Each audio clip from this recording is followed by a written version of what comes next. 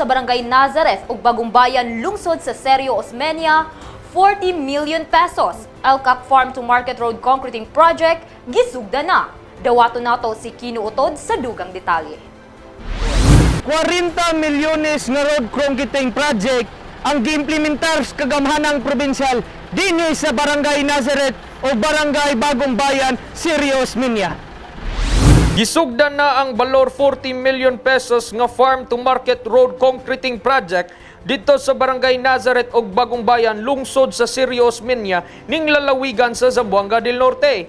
Kini nga proyekto gipunduhan sa National Task Force and Local Communist Armed Conflict NTF-ELCAC, pinaagi sa Local Government Support Fund, Support to Barangay Development Program LGSF SBDP o giimplementar pinaagi sa probinsyal nga kagamhanan.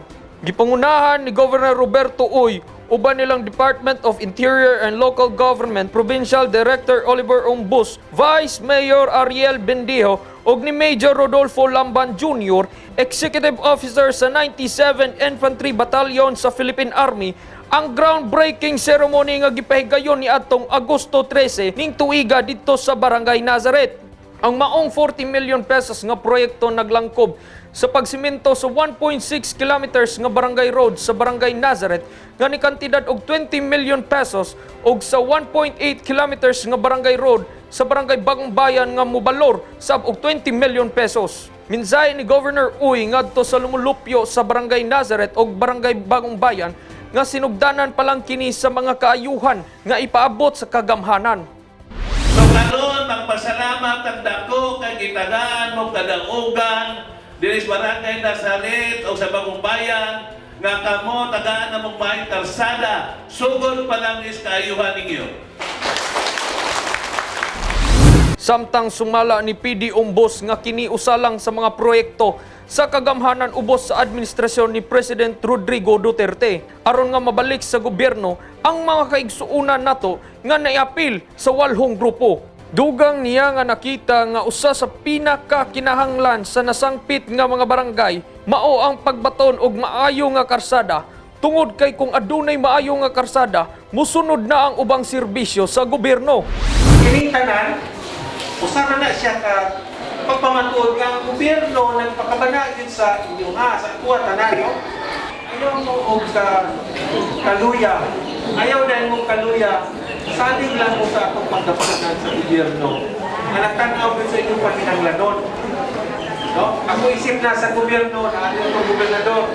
Nagtanaw usap sa pakinanglanon sa inyong barangay. Kuna nga, sinugdanan lang kining karsada. O ni napili, pinaagi sa inyong mga barangay officials ang karsada na mo isa sa mga dako kayo ng pakinanglanon ninyo. Gipaambit ni PD Umbos nga karong tuiga, 4 ka barangay sa Zamboanga del Norte ang natagaan og susamang proyekto nga gilangkuban sa Barangay Nazareth ug Barangay Bagong Bayan ug sa 2 ka barangay sa lungsod sa Leon B. Postigo sa terserong distrito ning lalawigan.